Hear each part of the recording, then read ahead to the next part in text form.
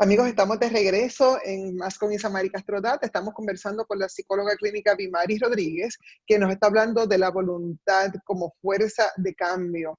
Y en el segmento anterior hablábamos de todas las instancias en que usamos nuestra fuerza de voluntad, los indicadores de que estamos quizás desanimados y que no le estamos usando ese recurso al máximo. Y nos quedamos con una interrogante antes de la pausa.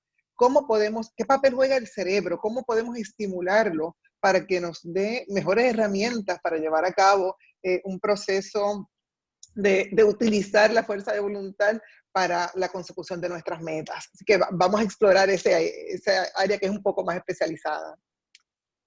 Pues sí, mire, Samaris, el cerebro juega un papel extremadamente protagónico. Nosotros hablamos muchas veces de libre albedrío, ¿verdad? Y el libre albedrío es un tema que ahora mismo está siendo sumamente debatido precisamente porque el cerebro, ¿verdad? Tiene unas reacciones, no quiero entrar mucho en la parte técnica, pero vamos a ponerlo así. El cerebro tiene unas reacciones, ¿verdad? Tanto neuroquímicas, ¿verdad? Como de reacción que muchas veces se hace difícil nosotros en fragmentos de segundos identificarlo, ¿no? En otras palabras, no estamos conscientes de eso, ¿verdad? Por ejemplo, vemos una dona, empezamos a salivar, ¿verdad? Yo no le estoy diciendo a mi cerebro saliva, ¿verdad? Son reacciones, ¿verdad? Son reacciones hasta cierto punto, ¿verdad? Respuestas automáticas. Pero volviendo al Instintivas. asunto, exacto, pero para que la gente tenga una idea, ¿verdad? El área de control, ¿verdad? Control de decisiones, control de conducta está localizada en el área prefrontal, la corteza prefrontal, ¿verdad? Y ahí también está localizada el sistema de recompensas, ¿verdad? En otras palabras, como cuando yo veo o me encuentro en una situación que me provoca ¿verdad? Un impulso, cómo yo lo interpreto y cómo mi cerebro empieza a reforzar o a inhibir el que yo actúe o no. Veo la dona, ¿verdad? Entonces, si yo no he fortalecido esa área del cerebro lo suficiente, veo la dona, empiezo a salivar, probablemente me acerco a la dona y me la como, ¿verdad? Y el cerebro me va a llevar a comérmela porque va a empezar a producir una serie de neurotransmisores que me van a llevar a actuar bajo ese impulso, ¿verdad? Y por ejemplo, no quiero entrar mucho en esto porque es un tema grande, pero el asunto del uso de sustancias, ¿verdad?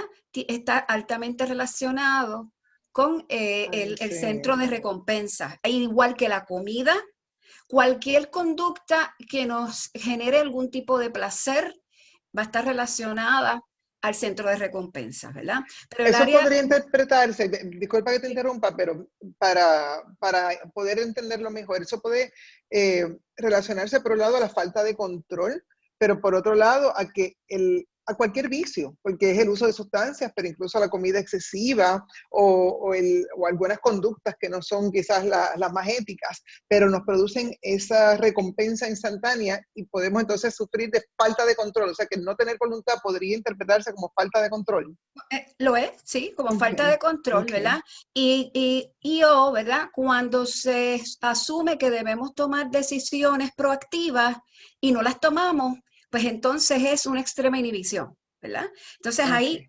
vamos, ¿verdad? No tengo trabajo. Tengo que enviar resumen, no los envío, Te ¿verdad? paraliza. Exacto. Ahora, Wow. si lo llevamos al extremo opuesto, las personas que sí han empoderado, han fortalecido ese uso de voluntad, experimentan placer cuando logran sus metas. Experimentan esa misma sensación de haberse comido la dona. Pero Claro. entonces lo experimentan, ¿verdad? Porque han llevado al cerebro a crear una conexión entre el logro de estas metas y ese sentido de satisfacción. Quiere decir que esos neurotransmisores, cuando yo logro la meta A, empiezan a hacerme sentir bien, ¿verdad? Que ahí está la dopamina, la norepinefrina, la Claro. oxitocina, todos esos neurotransmisores entran a hacerme sentir súper bien, ¿verdad? Entonces, ese sentido refuerza, igual que cuando me como la dona y me hace sentir ese placer, refuerza que la próxima vez me vuelva a comer la dona. Ahora, ahí empieza el raciocinio, ¿verdad? Y esa otra parte prefrontal también controla concentración, controla atención y controla planificación. Nosotros, ¿verdad? Somos seres racionales, nosotros tenemos que planificar, tenemos que desarrollar una idea de cómo vamos a lograr nuestros objetivos y metas. Y la otra parte que controla mucho y afecta mucho la fuerza de voluntad es la amígdala, y la amígdala controla todos los aspectos emocionales, ¿verdad? Esas emociones fuertes, de tristeza, ansiedad, eh, igual que el asunto de placer, ¿verdad? Miedo, ¿verdad? Especialmente miedo, ¿verdad? Que muchas veces nos llevan a inhibir conductas cuando se supone que hagamos cosas, ¿verdad? Tengo que enviar el resumen, pero porque tengo miedo de ser rechazado, no lo envío, ¿verdad? Exacto. Sabes que el cerebro juega un papel fundamental en cómo nosotros, ¿verdad? Sentimos e interpretamos aquellas cosas en las cuales debemos tomar decisiones o actuar.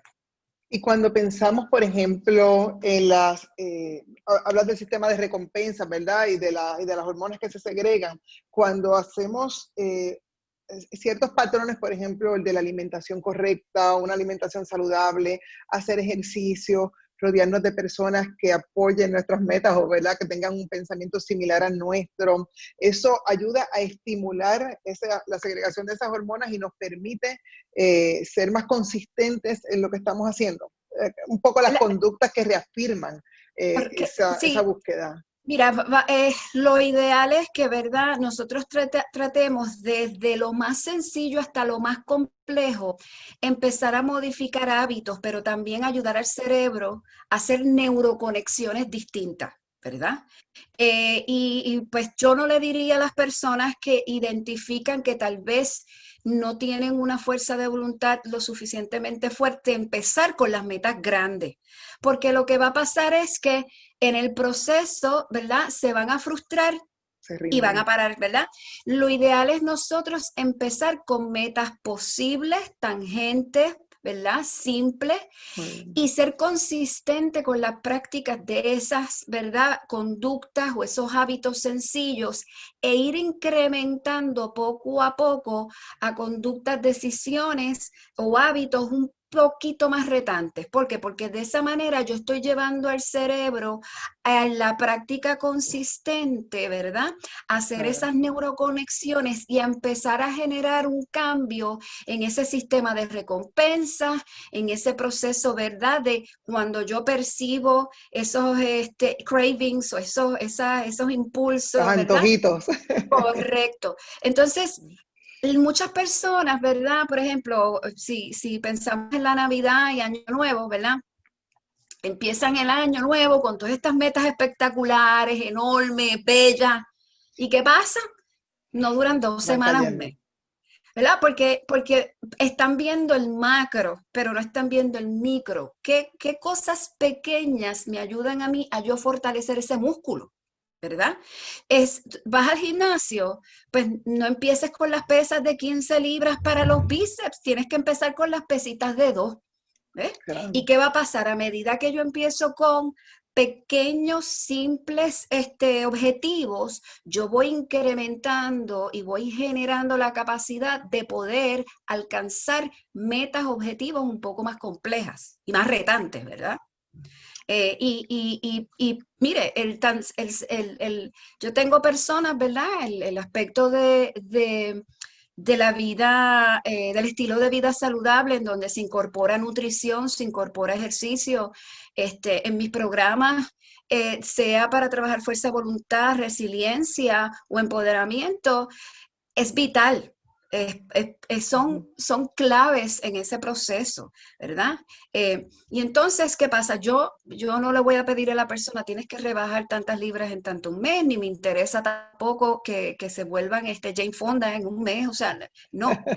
Si Claro. yo tengo una persona que lleva años sin hacer nada físico cardiovascular, ¿sabes qué? vete 5 minutos esta semana, camíname 5 minutos, yo no te voy a pedir más nada. 5 minutos, 5 veces a la semana, en donde tú establezcas que tú pudiste cumplir con eso. Son Claro. 10, son 10, ¿no?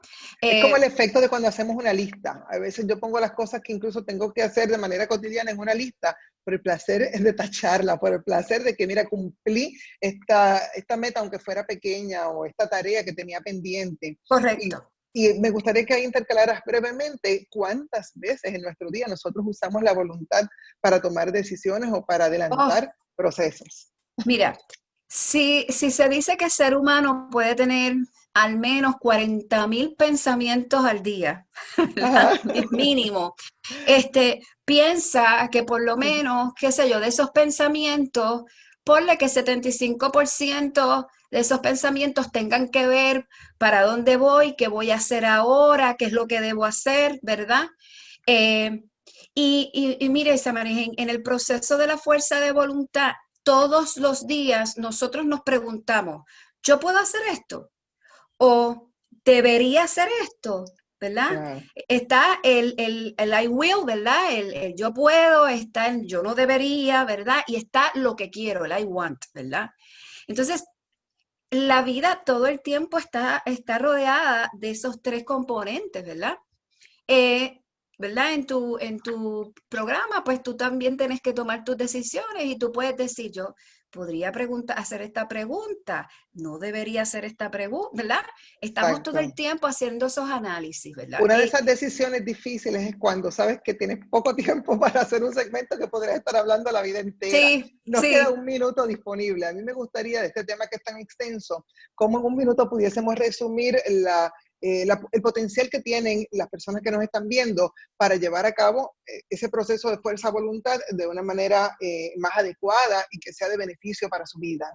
Sí, mire, Samari, yo quiero que todo el mundo entienda esto. Todos tenemos fuerza de voluntad, todos tenemos esa capacidad. ¿Cuál es la diferencia? ¿Cuán fortalecida, cuán fuerte está ese músculo o cuán débil está? Y si está débil, mire, use la ley de Goya. La ley de Goya es go and kick your ass. Esa es la ley de Goya. Muévete, en Mire, otras palabras, muévete. muévete. Exacto. Empiece por esos pequeños objetivos que aunque no sean tan retantes, pero si no los has estado haciendo, el hecho de que los hagas por 21 días es suficiente para crear un hábito, ¿verdad? Definitivo. Y lo otro es, si usted está teniendo dificultades para usted alcanzar objetivos de vida, para usted alcanzar ese sentido de que cumplí con mi propósito de vida, busque ayuda.